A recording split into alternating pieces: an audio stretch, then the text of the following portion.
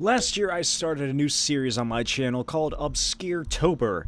The premise is that I'd take 3 single issues from a fairly obscure run of comics, do a video on each, and at the end I'd let you, the viewer, vote on it. Well, Machine Teen was the winner of last year's Obscure-tober, so here it is. A bit of backstory on why this series was made and, what it is. It's sort of like a spin-off, well, not exactly a spin-off, I guess, but inspired by Machine Man, the old Jack Kirby series that was a spin-off of 2001: A Space Odyssey, the Marvel series. Machine Teen was released in an early 2000s Marvel imprint called Marvel Next, which did not last very long, just like its predecessor Tsunami, which dealt with manga. That seems like a poorly chosen name. Marvel Next was created, as most new imprints are, to attract a new generation of readers. Unlike the Ultimate Marvel imprint, this one would take place in the main Marvel universe and feature new, young characters that you'd never seen before, but who also may be interacting with the well-established universe that you know and love. These were quote-unquote teen-focused stories and had solid teenage hero adventures, as Marvel publisher at the time Dan Buckley said in this Comic Book Resources article from 2004. Some of these series in this wave of new books would be Araña, Heart of the Spider, a reintroduction of Amazing Fantasy, Runaways, Young Avengers, X-23, and, of course, Machine Teen. But before I get started, I have a few plugs to give you. I have a Patreon, and on this Patreon, I will be uploading pages from my work-in-progress horror western graphic novel, A Dead Fish in the Grass. It is probably going to be rated R if it was a movie, so, don't go in here if you're under the age of 18. It's pretty graphic, I'll say that. All 166 pages have been completely illustrated already. All that I'm doing now is digitally editing and lettering them. My plan is to get it published and sold in a tangible form, but until that happens, I'll just be uploading a couple pages to my Patreon each week. I will also be uploading pages from Destructo Boy and Other Exciting Tales there as well. Destructo Boy and Other Exciting Tales is a 40-page anthology made up of 3 stories that got published after I won a local contest last year. It is still on sale for $19.99 plus shipping in the description below. For $2 a month, you get access to Destructo Boy pages that I will be uploading each week. And at the $3 tier, you'll have access to both Destructo Boy and A Dead Fish in the Grass. At $5, you get something else. I can't remember what it is off the top of my head, but it'll be on the screen. Look at it. Here's all the tiers. Released in 2005, written by Mark Sumerick, with art by Mike Hawthorne.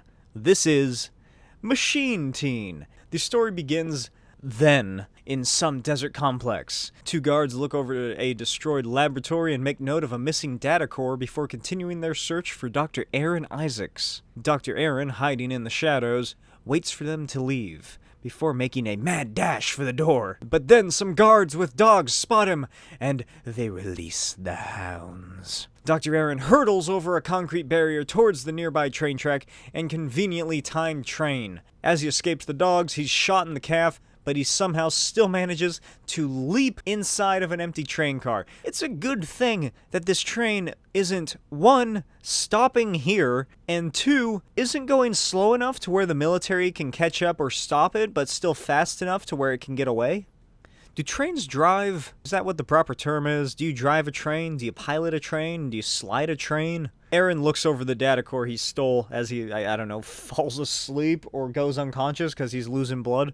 Cut to the now. Dr. Aaron sits in a high school football stadium watching his son, Adam, play football. In the 4th quarter, with 17 seconds on the clock and down by 3 points, Adam's coach tells him that they're all counting on him, and then he yells at Adam for being so sure of himself. Adam Aaronson and his team return to the field, and Adam calls it, grabs the ball, hurdles over an opposing player, and his dad's like, I taught him that one. At the far-off end zone, Aaron spots... God damn it, wait, what is his name? Is it Aaron or Adam? Adam spots an open player. He pulls back his arm and launches the ball all the way across the field, and the Warriors are going to the playoffs! The whole team makes for Adam, and they prepare to lift him up over their heads. Someone, I'm sure, tosses a giant jug of Gatorade over the coach's head. I don't know. But then Adam falls to the ground and has a seizure. The following Monday, Adam's friend JT asks him how he's doing, and the two walk down the hall. JT asks if Adam is actually feeling better, and Adam says that everything's fine now that his dad got him his medication. Then they round the corner and find Carly, who is speaking to her dad, a security guard at the school. The dad walks away to go do his job, and Adam and Carly get all flirty and PDA-y, and JT is like, okay, I'm just gonna go to class. Montage time! Adam does amazing in all of his classes. Except for this B+. Adam asks Mr. Moran about his grade, and Moran tells Adam not to beat himself up about it. And if he thinks he can do better, then prove it on the test. Then Security Dad asks to speak to Adam. Security Dad then escorts Adam to the principal's office because the principal wants to speak with him. Wow, that's a weird combination of panels. I'm not the only one who, like, looked at this and thought it was like someone, I don't know, maybe Security Dad talking outside of the door to the office. It's actually just another panel that perfectly blends into the larger panel. Anyway, the principal or whoever asks if there's anything in the school can do to accommodate him and make sure he's like doing okay because he's their star quarterback. And Adam's like, I'm fine, I won't let the school down. Then the vice principal passive aggressively accuses Adam of using steroids. Later at practice, Adam and JT watch the players train from the bench, and meanwhile Adam's dad speaks to the coach about what happened. Then this jerk-off, held-back 28-year-old walks up and makes fun of Adam, and JT yells at him, and blah blah blah. This guy's name's Ricky, he's a dickie, he's upset that he rarely gets to play because Adam's so good. And maybe find a different hobby, Ricky. Clearly you like piercings, smoking, and staying around high schools, you weird old man. Just start hanging out around a weird pool hall / arcade / bar place. What was that place in Dazed and Confused? Was it a bowling alley? Was it some sort of weird arcade bar room? What was it? Then Ricky reveals, like an idiot, that he told the vice principal that Adam was using steroids. Adam, enraged, picks him up with one hand, sort of, maybe, confirming to Ricky that he is on steroids. But it doesn't last very long, because he has another seizure, so the coach and his father carry him to the car so the dad can get his son home. Cut to the Aaronson household / Aaronson Electronics. Adam's father walks through his home office on the phone speaking to the coach who called to make sure Adam's okay. Adam's papa tells him that it's the same as last time, but he's already feeling a lot better. Unfortunately, though, he won't be able to come to practice for a few more days. Then he says that he'll let Adam know that the coach called as soon as he gets back to his old self. Pan out to reveal that Adam is actually an android lying on an operating table in a secret vault laboratory. That's right, this is why it's called Machine Teen. Also, what did he mean when he said, that's how I taught my son how to hurdle? Does that mean he programmed his son to hurdle like that? Is there some sort of weird, like, copy of his brain inside Adam? Is he raising himself like Jango Fett? Cut to the military base. A group of men all sit around a table. They discovered energy signals that match the stolen data core from years prior. They've also discovered a man that looks very similar to the wanted scientist.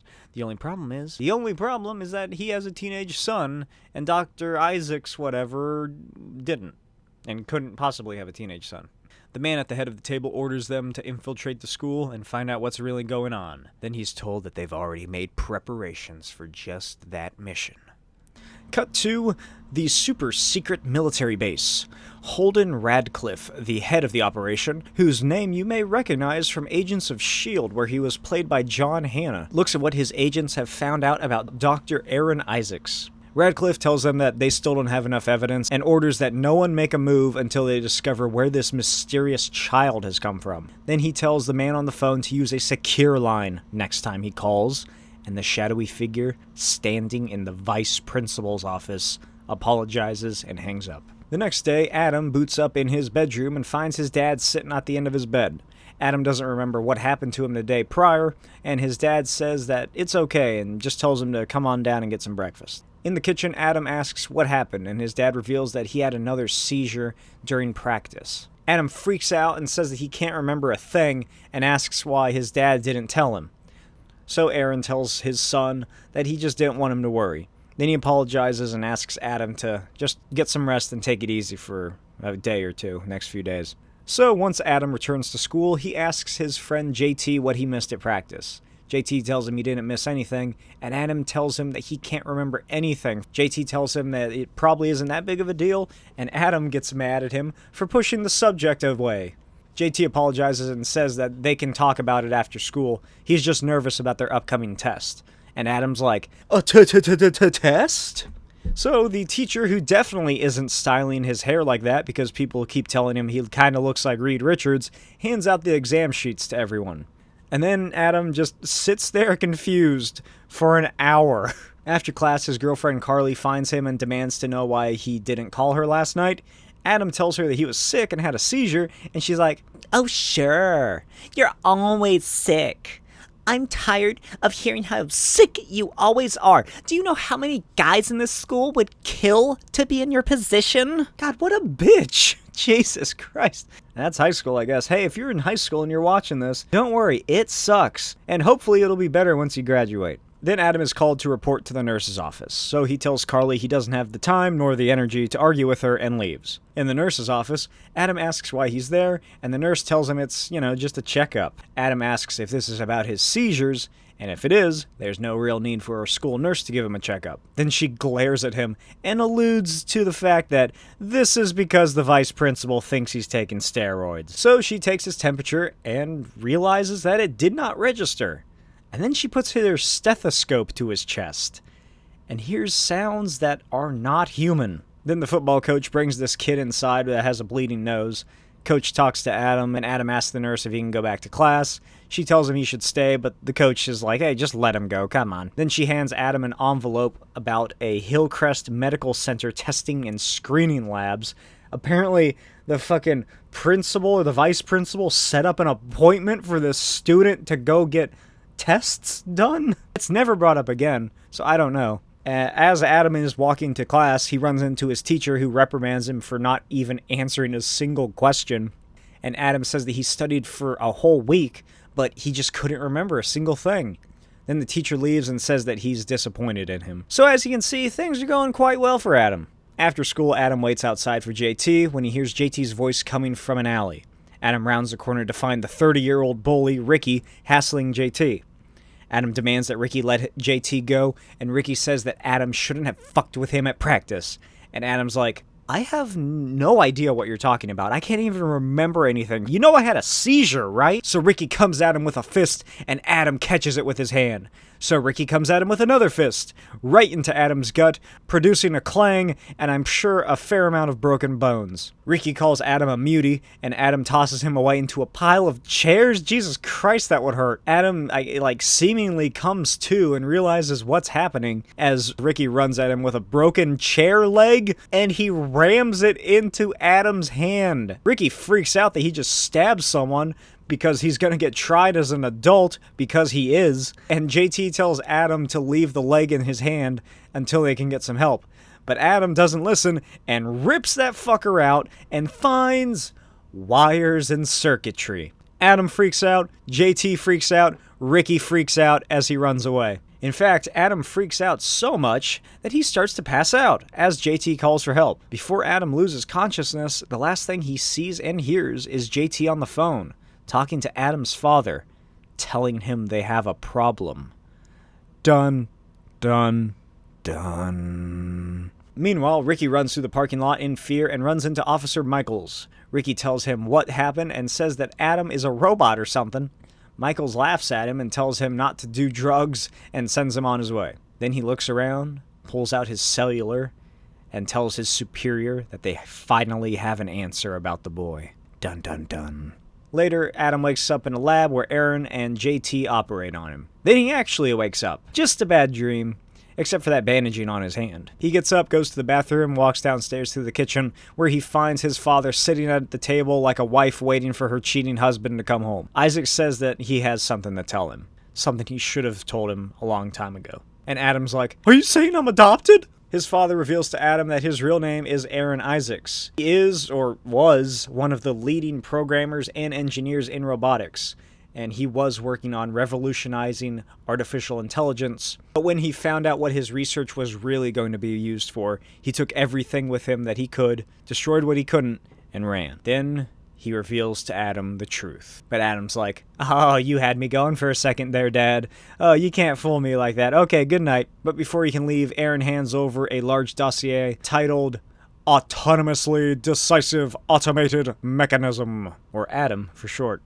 Inside is all the evidence you'd ever need to realize that you're a robot. Adam freaks out and starts recounting everything he's experienced, but Aaron retorts that it was all just programmed.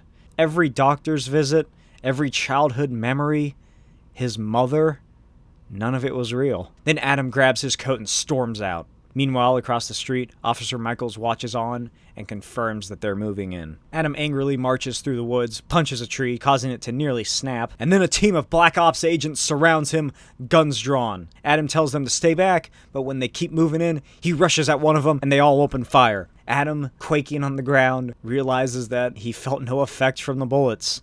Okay, but do bullets, still have an effect on him? Because that metal chair leg went right through his hand. I guess we don't really see any actual entry wounds since he's wearing a coat, but still, he was pretty one and done after that chair leg thing. Anyway, Adam uses one of the men as a bat and swings him into the others, then he slams one into a tree and rips the rifle from the final guy and breaks it over his face. He realizes what he did, has a flare-up, and runs to JT's house. JT, meanwhile, sits on the couch watching TV when someone knocks on his door. He gets up to get the pizza he ordered, but finds Adam unconscious on his front porch. JT freaks out and drags him inside and locks the door. JT then pops open Adam's chest and tries to activate the emergency reboot feature when Adam grabs his hand and asks if he knew the entire time. JT says he wasn't supposed to find out and tries to explain, but Adam cuts him off because they have more important things to take care of. At his lab, Isaacs hears a loud slam and heads out to find Adam. Instead, he finds Officer Michaels and a group of Black Ops operators. Later, JT and Adam sneak back to Adam's house, but they find the place ransacked. So Adam and JT go through the home, and JT recounts to him how he found out. JT says that his mom was urging him to get a part-time job, and that was around the time that Aaron opened up his at-home fucking technology shop, whatever it is he does. So one day when JT was cleaning up, he snuck into an open back room and found Adam. JT, not wanting to lie, told Aaron what he saw, and Aaron told him that JT could either help him or he'd have to kill him. JT at the time thought he was joking, but now he's not so sure. Then JT smashes a photo of Adam's mom. Why does he have this? Who is this an actual photo of? Is that just like the placeholder photo you get when you buy a picture frame? He just never took it out? Anyway, inside, behind the portrait, is a master hard drive containing every piece of information about Adam. JT opens Adam's arm and tells him to interface with it while he goes and looks for something else. A couple minutes later, Adam successfully interfaces and sees the ones and zeros when a soldier sneaks up behind him and kicks Adam in the face. But before he can do anything else, he's electrocuted by JT. Then they run away and find JT's house occupied, so they run back into the woods as Adam calls the only person he can trust. Later, Adam and JT hide beneath the bleachers, and JT apologizes to him again and tells Adam that their friendship was real, and that Adam has always been a human to him. Then a shadowy figure appears at the end of the bleachers. It's Carly. She tells them that she knows all about what's happened. Officer Michaels stopped by and told him, so I guess they aren't related, huh? Adam's a drug addict. But she tells him not to worry, because they're here to help. And then Officer Michaels appears. Adam pushes Carly aside and tells she and JT to get back. But then some more soldiers show up and pull their guns on the kids. They take JT and Carly and order Adam to stand down. Then they load the three into two separate vans. Later, at an abandoned warehouse, Michaels and the soldiers escort the trio through the desolate halls, and Adam and his father are quickly reunited, kind of. And Aaron apologizes to his sonbot. Before they get separated again, he asks Adam to never forget who he is, no matter what they do to him. Later, Adam is hooked up and decrypted, which I guess could be like an allegory for molestation or rape or something since he's a robot, along with, the obvious torture aspect of all this. Radcliffe rocks up to see how it's going and says that if the scientists aren't able to extract the necessary data, they are to destroy him. They only need the data core anyway. But the scientist in charge says that the data core is synced to a self-destruct sequence. So Radcliffe walks over and looks down at Adam. You were meant for so much more than pep rallies and pop quizzes. You were meant for the next generation of soldier. A machine to change the face of war. This isn't about retrieving information. This is about hurting the thief that dared to steal from Holden Radcliffe. Adam screams in pain as they break through his firewalls, and Radcliffe tells him to calm down. The pain isn't real, and neither is he. Elsewhere, Carly and JT are stuck in a knockoff Saw bathroom, wondering how they're going to escape, and discussing the fact that Adam is a robot. Later, Aaron is awoken by Michaels, telling him that he has a visitor. Adam walks in and begins beating his father against a brick wall on the orders of Radcliffe and Michaels. But then, Adam tosses his father into the crowd and takes down the two guards as Michaels runs away. Adam helps his father to his feet, and Aaron says that they need to leave immediately. Adam tells him about JT and Carly, and Aaron says that they don't have the time. They have no choice but to go right now. But Adam walks away, telling his father that people always have a choice. Adam breaks the door down and frees his friends. They all run down the hall, and Adam takes the amplified... God damn it. And Adam takes the amplified. And Adam takes the amplified...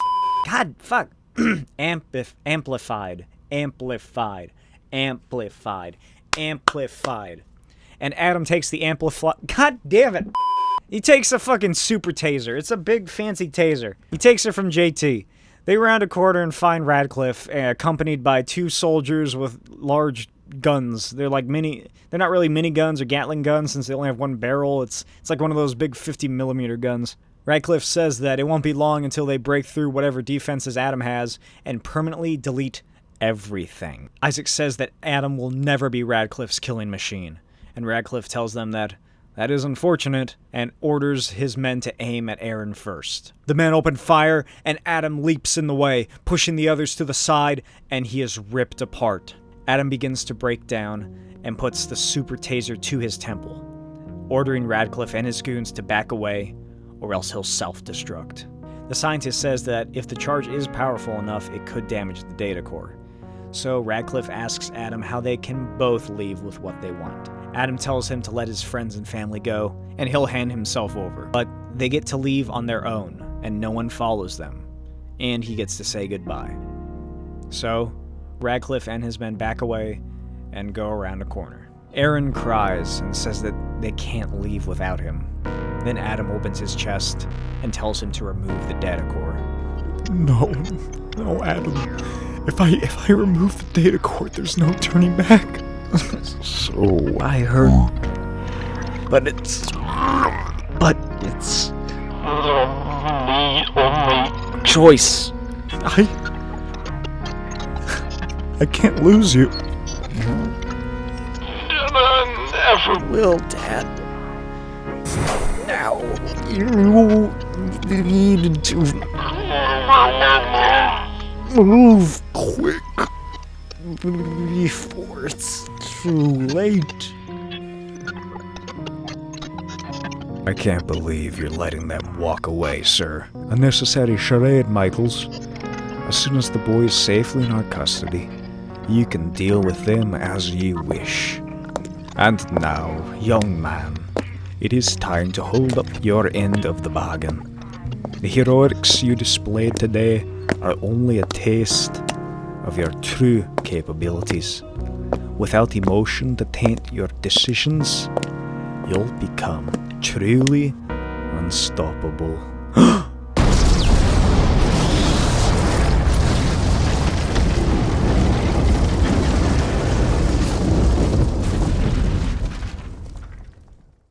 Carly cries out for Adam, but Aaron tells her that he's safe inside the data core. JT asks what he's going to do now, because if those guys don't report back, there will probably be someone else who's looking for Aaron and the data core.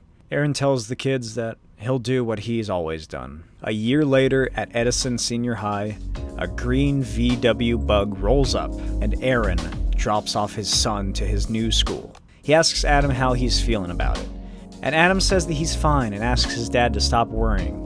Then Aaron tells him that if it's too hard or Adam runs into trouble or, anything glitches out, to call him right away. Adam says he will and that he'll be fine. He ran a diagnostics check before they left and everything is running smoothly. Then Adam gets out and tells his dad that he will call if anything happens, but he doubts that, because his dad did a great job of rebuilding him. Then, with a smile on his face, Adam walks into his new school. The end. I hope you enjoyed this mini-series. I really think that Machine Teen could be something great if anyone ever brought him back in a meaningful way. Like, this is a pretty bittersweet ending. How does Adam deal with, not aging? How does he feel about the fact that while he is still a robot, he has emotions and feels human? Meaning that all the relationships he started will always end, one way or the other. And he may never see his best friend JT again. Or Carly. What happened to them? How do they reconcile the events that happened to them? She learned that her boyfriend was a robot, and she got kidnapped by some paramilitary goons for some super secret science organization, and JT was secretly working with a scientist to create a robot boy. Whatever happens to them? Is anyone still hunting Aaron and Adam, or are they free to go since Radcliffe seemingly was in charge of everything and now he's gone? Marvel, if you're looking for a new series, I know just the one. It's a Machine Teen series. I've got a few ideas floating around, and I would love to do it. I'll be waiting for my email. What did you guys think of the story? Let me know in the comments below. And I hope you enjoyed this episode of What Is. As always, patreon.com/smokey'svideos. For $2 a month, you get access to Destructo Boy and other exciting tales, pages, and the Fast and Fermented audio commentary tracks. Fast and Fermented is a new series I'm starting, where I go through the Fast and the Furious films and get progressively drunk because it's a drinking game. Then I review them. For $3 a month, you get access to Destructo Boy and other exciting tales, Fast and Fermented, and A Dead Fish in the Grass. At $5 a month, you get access to all of those, and you also get access to vote for a What Is episode each month. So, yeah, if you're interested in any of those, head on over to my Patreon. Again, A Dead Fish in the Grass is going to be an 18-plus comic, so beware, it is graphic. I've also begun posting some work-in-progress pictures of another comic series I'm currently working on, which is a love letter to the Silver Age of comics. So, I will see you next time. Bye.